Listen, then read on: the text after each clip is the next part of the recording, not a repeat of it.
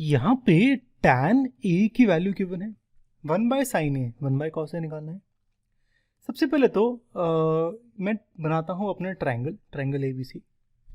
अब यहाँ पे ट्रायंगल ए बी सी में एंगल ए tan ए की वैल्यू 3/4 है, तो इसका मतलब एंगल ए 90 डिग्री नहीं होगा, ठीक है। तो मैं एंगल बी को 90 मान लेता हूँ, सी को ये, और एंगल ए की बात हो रही है तो ए को मार्क कर दे यहाँ पे, ठीक है। अब tan ए की वैल्यू 3/4 का मतलब होता है tan होता है ऑपोजिट बाय एडजेसेंट, है ना। तो यानी साइड ऑपोजिट टू एंगल है डिवाइड बाय साइड एडजेसेंट, यानी b c by a b की वैल्यू 3/4 है। अब जब भी ऐसे रेशियो में वैल्यूज हो तो मैं न्यूमरेटर को कहता हूँ 3x, डिनोमिनेटर को 4x, ठीक है। सेम x से मल्टीप्लाई करते हैं तो न्यूमरेटर है 3x, डिनोमिनेटर है 4x, ठीक है। अब हमें क्या करना है, अब देखो मुझे साइन निकालना है और कॉस निकालना है।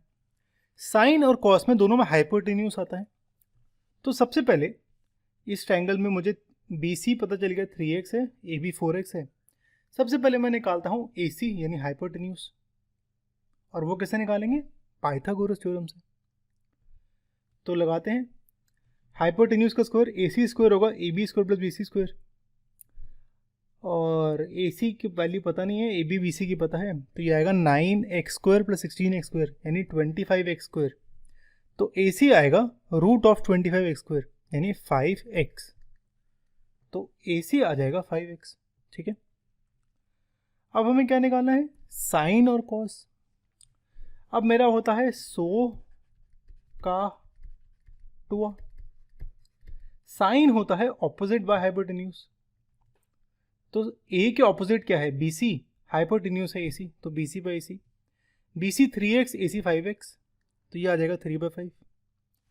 ऐसे ही कॉस होता है एडजेसेंट बाय हाइपोटेन्यूज यानी AB by AC, 4x by 5x, ये आएगा 4/5। तो साइन A कॉस A की वैल्यू आ गई। हमें निकालना है 1/sin A 1/cos A, values put करी तो मेरा जो डिनोमिनेटर जो फ्रैक्शन था वो उल्टा हो जाएगा, ये हो जाएगा 5/3 प्लस 5/4। अब सबसे इंपॉर्टेंट, यहाँ से आंसर गलत नहीं आना चाहिए आपका, ठीक है। तो ये चीज़ का ध्यान रखना। अगर एलसीएम करना नहीं आता है तो कोई दिक्कत नहीं, 4 को यहाँ मल्टीप्लाई करो, 3 को यहाँ, और डिनोमिनेटर में 3 × 4 लिख दो, ठीक है। अब सॉल्व करो, ये आएगा 35/12 और कैंसिल नहीं होता, तो आंसर है ये, ठीक है। ध्यान रखना 1/sin A 1/cos A निकालना है, तो जो कैलकुलेशन है वो ठीक से करना, ओके।